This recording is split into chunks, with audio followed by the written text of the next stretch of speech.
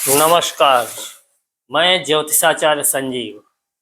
कुंडली और आपका भाग्य इस श्रृंखला के अंतर्गत आज हम आपको लेकर के चलते हैं अपने देश के प्रधानमंत्री माननीय नरेंद्र जी मोदी की जन्म कुंडली के साथ। हमारे जो नियमित दर्शक हैं उन सभी को ज्ञात होगा कि हमने लोकसभा चुनाव 2024 से पहले भी नरेंद्र जी मोदी की कुंडली का विश्लेषण किया था। जो उनकी सोशल मीडिया से प्राप्त जन्म तारीख, स्थान, समय हमको प्राप्त हुआ, उसके आधार पर हमने उस पुरानी वीडियो में बताया था कि माननीय मोदी जी तीसरी बार सत्ता में वापसी कर रहे हैं। आज वर्तमान में कुछ ऐसी परिस्थितियां समाज में, ऐसी धारणाएं बनती जा रही हैं कि लोगों के मन में कई एक प्रश्न उठ रहे हैं। भारतीय जनता पार्टी ने पिछले कुछ समय पूर्व ऐसा कुछ नियम बनाया था कि 75 वर्ष की आयु के बाद पार्टी का कोई भी व्यक्ति महत्वपूर्ण पद पर प्रतिष्ठित नहीं रहेगा।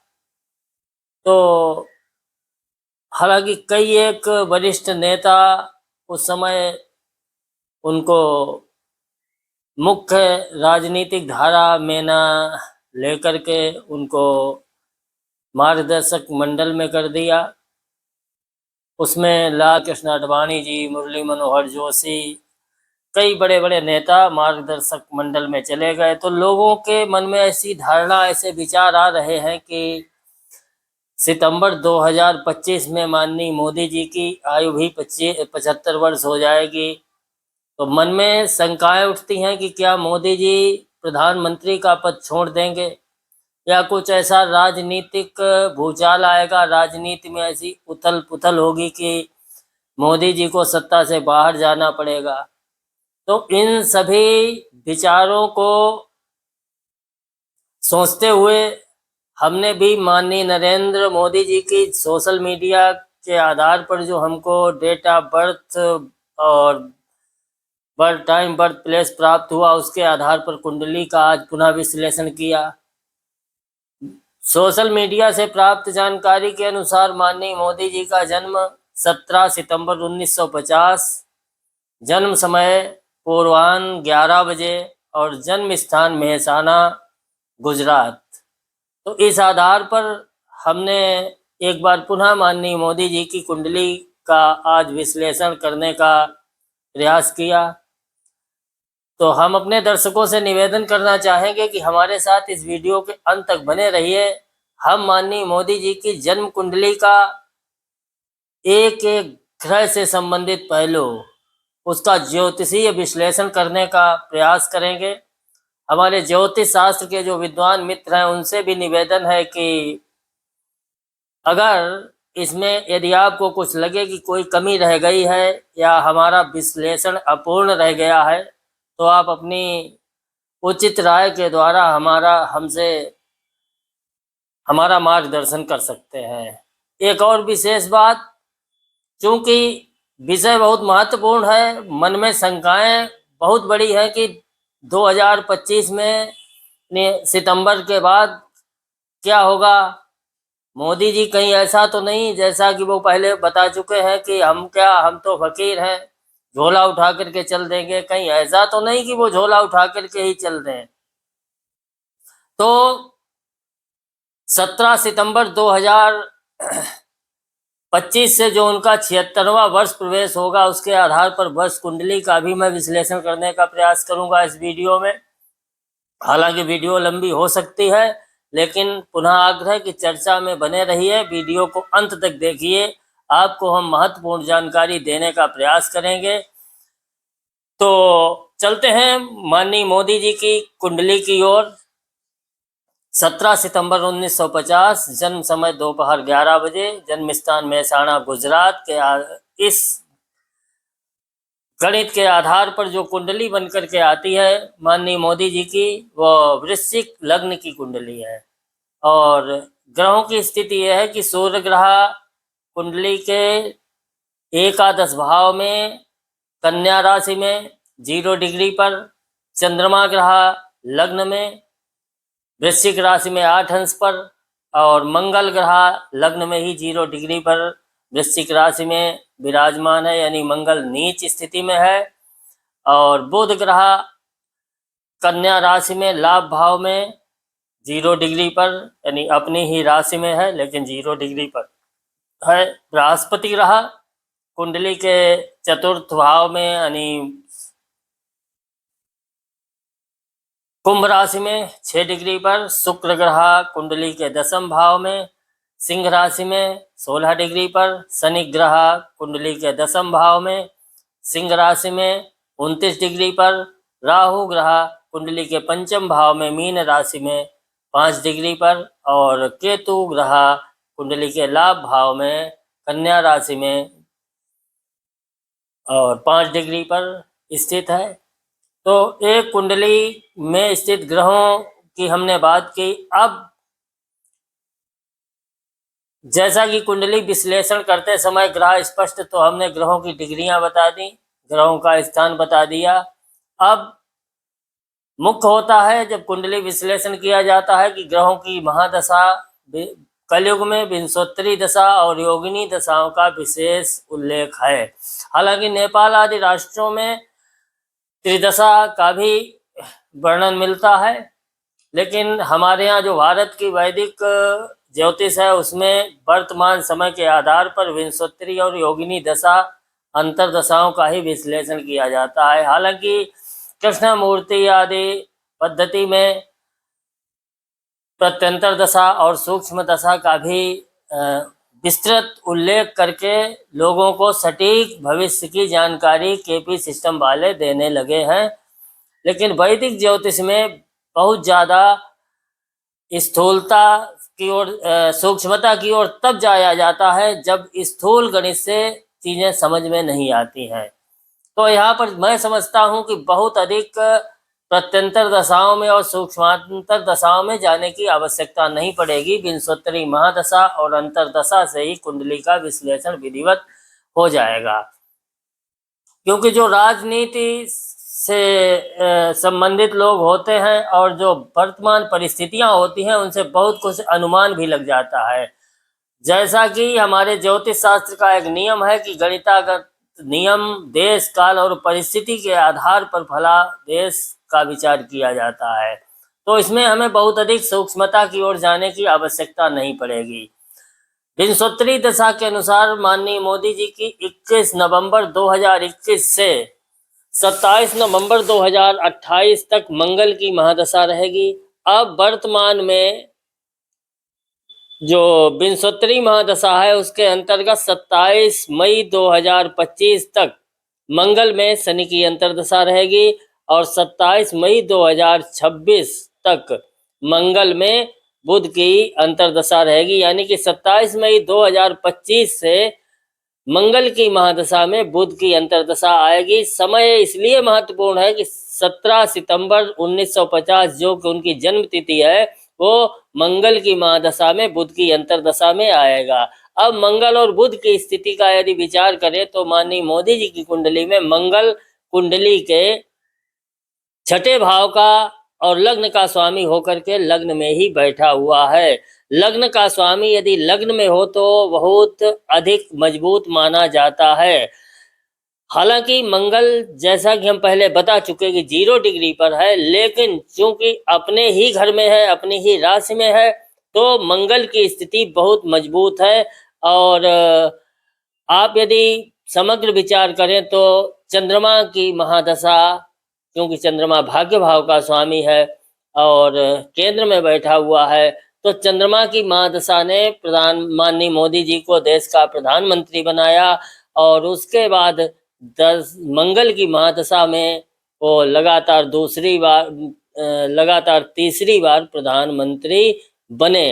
तो कमजोर होते हुए भी मंगल कहीं से खराब स्थिति में नहीं है। हाँ, ये अलग बात है कि जितनी अपेक्षित सीटें उनको चाहिए थी उतनी नहीं मिली, उसके लिए उन्होंने दूसरे दलों का सहारा लिया। लेकिन वर्तमान में देश के यशस्वी प्रधानमंत्री हैं।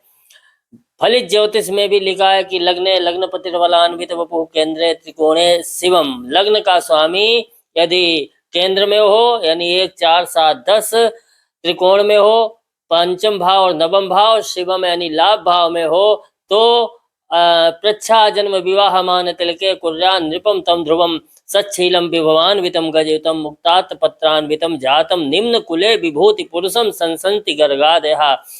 यानी लग्न का स्वामी केंद्र में हो, त्रिकोण में हो, लाभ भाव में हो तो प्रश्न काल के समय, जन्म काल के समय और विवाह आदि मांगलिक कृत्यों में ये इसकी स्थिति बहुत शुभ मानी गई है। और चूंकि जन्म कुंडली में ही लग्न का स्वामी मंगल लग्न में ही है, अपने घर में है, तो मंगल बहुत यानी कहना चाहिए कि 80% उसका फल बहुत अच्छा है, बहुत शुभ ग्रह है माननीय मोदी जी के लिए। और अब जो अंतरदशा बुध की रहेगी, बुध कुंडली के अष्टम भाव और लाभ भाव का स्वामी है। क्योंकि ज्योतिष शास्त्र कहता है कि रंध्रेशो न शुभ प्रदाह, यानी जो रंध्रेश अष्टम भाव का स्वामी होता है वो फलदायक नहीं होता है। केंद्राधिपत्या सौम्य शुभम नैव दिशंतुचा, केंद्र के अधिपति सौम्य ग्रह कभी शुभ फल नहीं देते हैं। तो यहाँ बुध का केंद्र का अधिपति नहीं है और न त्रिकोण का अधिपति है। हो अष्टम भाव धनेशो व्ययस संयोगाद फलदौ मतौ लाभारि अधिपा पापः रंध्रेशो न शुभ प्रदा, यानी लाभ भाव का अधिपति पाप ग्रह तो शुभ ग्रह नहीं माना जाता है। क्योंकि बुध सौम्य ग्रह है तो जो बुध की अंतर्दशा है वो रंध्रेश होने के कारण कुछ शारीरिक परेशानियां तो दे सकती है, लेकिन उनके सत्ता से के लिए उनके जो व्यवहारिक पक्ष है, जो उनका सामाजिक पक्ष है, इसमें वो कमी नहीं आने देगा। तो जो विंशोत्तरी के अंतर्गत मंगल की महादशा और सितंबर यानी जो 75वां वर्ष के बाद 76वां वर्ष प्रवेश है उसमें जो बुध की अंतर्दशा होगी वो कहीं से हानिकारक नहीं है। और दूसरी महत्वपूर्ण बात, यदि योगिनी की दशाओं पर विचार करें तो योगिनी के अंतर्गत जो भद्रिका दशा जिसका स्वामी बुध होता है वो भद्रिका दशा 25 जनवरी 2025 से उनकी प्रारंभ हो रही है। भद्रिका का स्वामी बुध होता है और बुध के बारे में अभी हमने बताया कि उनका बुध अष्टम भाव और लाभ भाव का स्वामी होकर के सूर्य के साथ अपनी ही राशि में लाभ भाव में बैठा हुआ है। तो बुध सो एंड सो यानी न नुकसानदायक हो सकता है न लाभदायक, यदि बहुत नहीं है तो नुकसान भी नहीं दे सकता है, बस शारीरिक रूप से उनको समस्याएं दे सकता है। अब यदि गोचर में जो विशेष परिवर्तन शनि ग्रह का होने वाला है 29 मार्च 2025 को, उसके आधार पर बात करें, हालांकि वृश्चिक राशि है उनकी नाम राशि और जन्म राशि के आधार पर, तो वृश्चिक राशि से शनि कहीं से भी प्रभावित नहीं करेगा, यानी वृश्चिक राशि को शनि ग्रह प्रभावित नहीं करेगा। तो शनि की 7.5 अथवा ढैया से भी माननीय मोदी जी को किसी भी प्रकार की 2025 में परेशानी नहीं होने वाली। और यदि कुंडली में उसकी कहीं से दशा अंतर्दशा यदि होती और हमें शनि का विचार करना पड़ता, उसके आधार पर भी शनि इनका कुंडली में मोदी जी का शनि तीसरे और चौथे भाव का स्वामी होकर के केंद्र में 10वें भाव में बैठा हुआ है। यद्यपि सूर्य की राशि में है, शत्रु ग्रही है, फिर भी केंद्राधिपत्या सौम्या शुभम नैव दिशंतुचा अशुभ क्रूरा नैवा अशुभम कुरु कोणपो शुभदायका, यानी केंद्र का अधिपति कोई भी क्रूर ग्रह पाप ग्रह कभी भी अपनी दशा महादशा अंतरदशा आदि में अशुभ फल नहीं देता है। तो यदि कहीं से शनि प्रभावित भी होता 2025 में माननीय मोदी जी के लिए, या 7.5 या ढैया का भी प्रभाव होता, तो भी मोदी जी को शनि से कोई परेशानी नहीं होने वाली थी। तो जो जन्म कुंडली के ग्रह हैं, विंशोत्तरी के अंतर्गत जो दशा और अंतरदशा है, योगिनी के अंतर्गत जो 25 जनवरी 2025 से भद्रिका दशा प्रारंभ होगी, इससे कहीं से किसी भी प्रकार का मोदी जी के लिए कोई विशेष खतरा दिखाई नहीं दे रहा है। अब थोड़ा वर्ष कुंडली की ओर चलते हैं। वर्ष कुंडली जो 2025 में माननीय मोदी जी की 76वें वर्ष प्रवेश के समय होगी, वो मकर लग्न की कुंडली होगी और कुंडली का जो वर्षेस होगा वो शनि होगा और मुंथेज भी संयोग ऐसा है कि मुंथेज भी शनि होगा। तो जो वर्ष कुंडली बनकर के आएगी उसमें मोदी जी का जो शनि ग्रह है वो वर्षेस और मुंथेस होकर के कुंडली के तीसरे भाव में बैठा हुआ है। तीसरे भाव का शनि बहुत अच्छा माना जाता है। त्रिखट एकादशे राहु, त्रिखट एकादशे शनि, त्रिखट एकादशे भूमा, सर्वारिष्ट निवारका, यानी 3, 6 और 11वें भाव में शनि, मंगल और राहु की स्थिति अच्छी मानी जाती है। हालांकि अपने भाइयों के लिए, छोटे भाइयों के लिए अच्छा नहीं माना जाता है।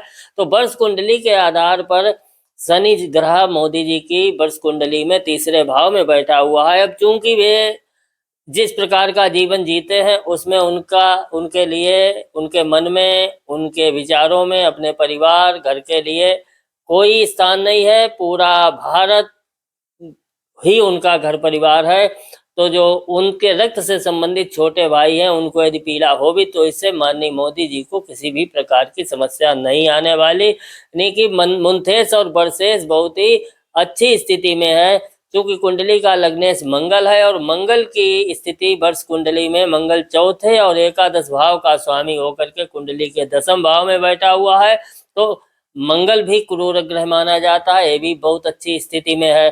तिराशेष भी मंगल है और जो दिन और रात्रि का स्वामी बुध है, बुध वर्ष कुंडली में छठे और 9वें भाव का स्वामी होकर अपनी ही कन्या राशि में भाग्य भाव में बैठा हुआ है। तो जो वर्ष कुंडली है वो भी ठीक स्थिति में आ रही है। हालांकि जो वर्षेस शनि है उसके प्रभाव से उनको शारीरिक रूप से कुछ समस्याएं आ सकती हैं। हालांकि ये एज फैक्टर भी होगा, क्योंकि 75 वर्ष जिस व्यक्ति की आयु के पूरे हो गए हों तो शारीरिक रूप से कुछ परेशानियां स्वाभाविक है। तो उनको जोड़ों में दर्द यानी बात जनित पीड़ा हो सकती है।